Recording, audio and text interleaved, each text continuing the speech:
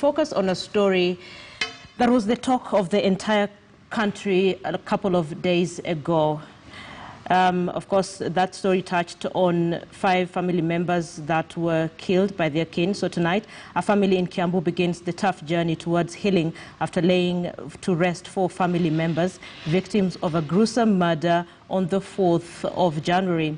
Nicholas Njoroge and his family were buried earlier today in Kiambaa, Kiambu County, in an emotional funeral service. This as mental and age assessment of Lawrence Warunge, the prime suspect in the murders, showed that the university student is fit to stand trial. Our Crimes and Investigations reporter Brian Obuya has that story. Here lies the body of Nicholas Njoroge, his wife Anne Wanjiku, their son Christian Njenga Njoroge, and their youngest son Maxwell Njenga Wanjuhi. A highly publicized funeral service is ongoing. The 4 were murdered alongside James Kinyanjui, a family mason, on the night of January 5th this year. Speaker after speaker narrating the emptiness left behind. A lot has been said about our brother's killers. There has been a lot of speculation on the reasons of his killings, together with the same of his family members. The government is handling this matter, and we know that justice will be done.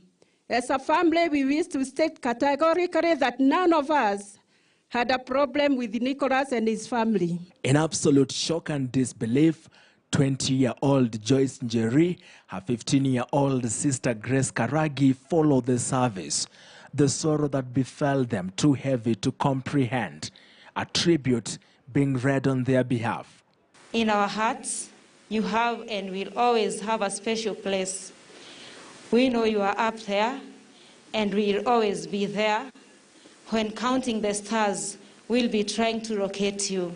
And even though death is inevitable, I cannot take away the love I have for you. Neither can I take away the memories and the lessons I have learned. I will carry you and your memories of you in my heart for now and for always. Among the attendees are Kiambu Governor James Nyoro, Senator Kimani Wamatangi, and area MP Paul Koinange, who read President Uhuru Kenyatta's message.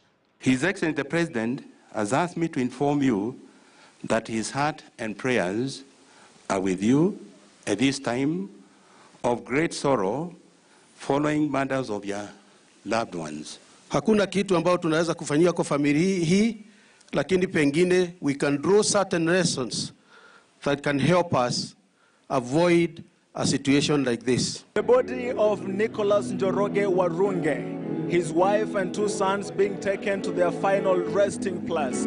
But one thing that will also live forever is the shock and the mystery that was their brutal murder in their home. As the remains of the 4 were cascaded down the grave, Joyce and Grace broke down, perhaps from the reality of it all. Investigations into the brutal murders are ongoing.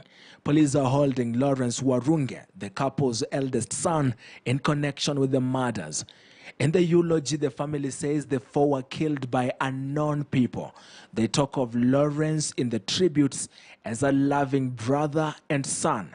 At no point do they make reference to the alleged confession. Meanwhile, credible sources at Mazingira House, Kiambu Road, have told the KTN News Crimes and Investigations Unit that mental and age assessment report on Lawrence Warunge is out, and the university student is fit to stand trial. This means Lawrence Warunge will be charged with 5 counts of first-degree murder. However, the biggest question yet is whether the bloodbath in the corner house of the Warunges was the work of a single attacker, a 22-year-old student. Brian Obuya, KTN, Weekend Prime.